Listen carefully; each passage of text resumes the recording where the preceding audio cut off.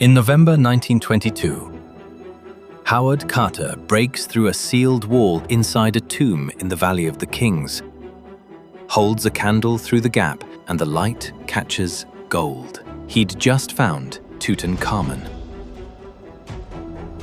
a boy pharaoh in a solid gold coffin untouched for over 3,000 years. That discovery shaped everything we think we know about ancient tombs. And we were completely wrong about everything. Most ancient tombs were robbed within years of the funeral, sometimes while the paint on the walls was still fresh. Around 1110 BC, during the reign of Ramesses IX, the robbery problem in the Valley of the Kings got so bad that it triggered a criminal investigation. The investigation records survive, including one called the Abbott Papyrus, sitting in the British Museum right now. A quarryman named Amenpenufa got arrested. They beat him on his hands and feet until he talked. He described how his crew tunneled into a royal tomb at night, pried open the coffins, and stripped the gold off the king and queen's bodies. Then they set fire to the wooden cases and split the hall 8 ways. Then he went back and did it again. The people robbing the tombs were often the same workers who had dug and decorated them. They knew every corridor, every thin wall, every shortcut to the burial chamber because they had carved them with their own hands. The investigation turned into a political scandal. The corruption went all the way up, from the laborers digging the tunnels to the officials who were supposed to be stopping them. Out of all the royal tombs in the Valley of the Kings, only one was found with its treasure still inside, Tutankhamun. And Tut only survived because his tomb was small, tucked low in the valley floor, and workers building a later pharaoh's tomb dumped a load of stone debris right on top of his entrance. It buried the doorway completely. The robbers walked over him for 3,000 years without knowing he was there. Every other pharaoh got cleaned out. Carter's golden room was real for one boy king, and only by accident. So if the gold was almost always gone, why do archaeologists still call these tombs the greatest discoveries in history? The tombs could kill you. When Carter's team cracked open Tutankhamun, his sponsor, Lord Carnarvon, was right there with him. A few months later, Carnarvon was dead. A mosquito bite on his cheek got infected, went septic, and that was it. The newspapers went crazy, said it was a curse, the pharaoh reaching out from the grave to punish anyone who broke the seal. And that story stuck for the next 100 years. 50 years later, in April 1973, a team of researchers in Krakow, Poland, opened the tomb of King Casimir IV, a Polish monarch who'd been sealed inside Wawel Cathedral since 1492. This was communist-era Poland, where getting permission to open a royal tomb was almost unheard of, so before they went in, the researchers joked about the curse. 12 of them entered that tomb. Within days, 4 were dead. And within a few years, the count had climbed to 10, picked off by strokes, infections, and cancers.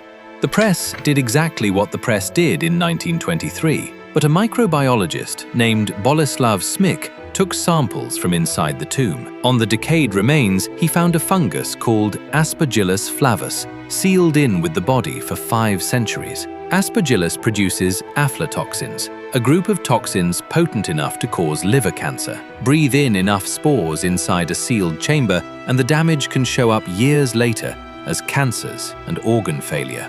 The curse was real. It was just a fungus that had been growing in the dark for 500 years, waiting for someone to open the door and take a breath. And the same fungus is now a leading suspect in Carnarvon's death.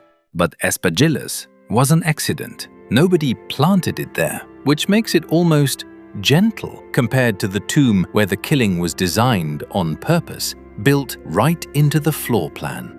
Qin Shi Huang, first emperor of China, died in 210 BC. His burial complex near modern Xi'an took an estimated 700,000 workers, nearly 4 decades to build. The terracotta army, those thousands of life-sized clay soldiers, is just the outer ring. The burial chamber sits deep underneath a mound, about 150 feet tall, and it has never been opened. About a century after the emperor died, a historian named Sima Qian wrote down what was inside: a full-scale map of the empire on the floor, with the Yellow River, the Yangtze, and the Great Seas recreated in flowing liquid mercury, kept flowing by machines. A ceiling set with pearls and gems for constellations, crossbows rigged to fire on their own at anyone who broke in, whale oil lamps designed to burn forever. For 2,000 years, that sounded like mythology. Mercury rivers, automatic crossbows, the night sky underground. In 2020, a research team aimed laser radar at the air above the mound, and they picked up mercury vapor bleeding up through the soil, at several times the level of the land around it. Even stranger, the strongest readings clustered in one specific pattern, and that pattern matched the exact spots where Sima Qian said the rivers were. A pool of liquid mercury is likely still sitting in there. Inside a sealed chamber the size of a football field, right where a man described it 21 centuries ago. China has the technology to open it tomorrow, and they have decided not to, because every time someone has cracked open a sealed tomb in the last 20 years, the same thing happens. The moment air touches what's inside, the pigments fade, the wood crumbles, and the fabric falls apart. On top of that, if the mercury ever got out, it could poison the soil and the water supply for miles. So the most valuable thing inside this tomb might be the fact that it's still sealed, and that was never about the gold.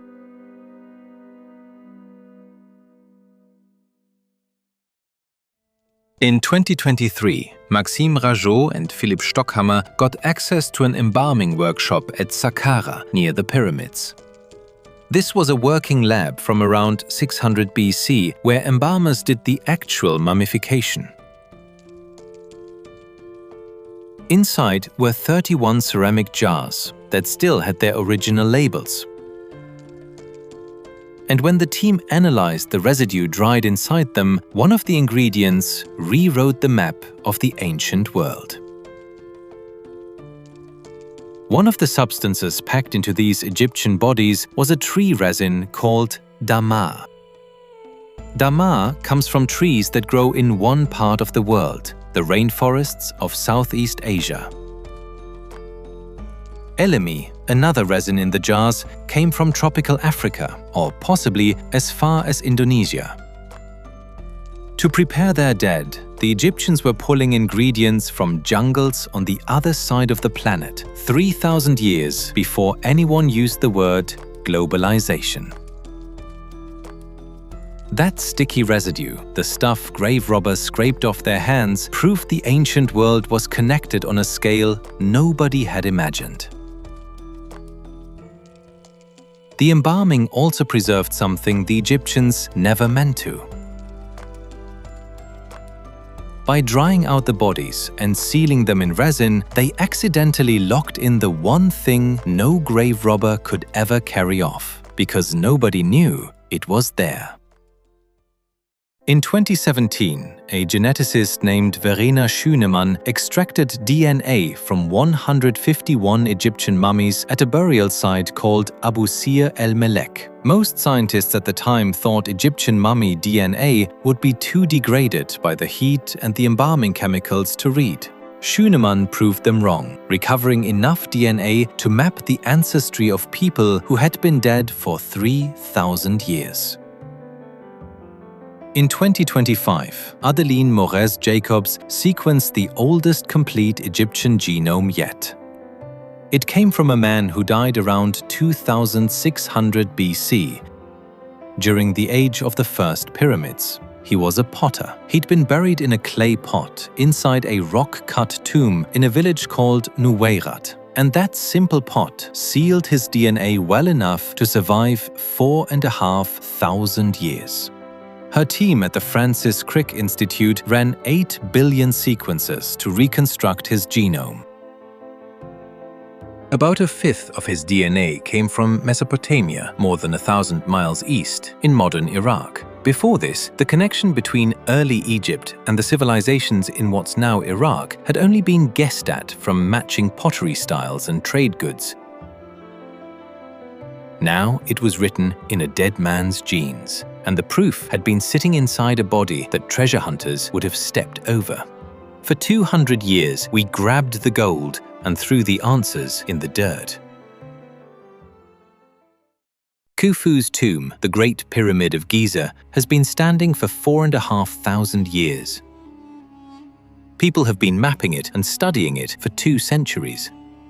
In 2017, a physicist named Kunihiro Morishima used cosmic ray particles called muons to scan straight through the stone. Muons pass through rock the way X-rays pass through skin, but solid stone absorbs more of them than empty space does. So by counting how many came out the other side, the team could map what was hollow inside.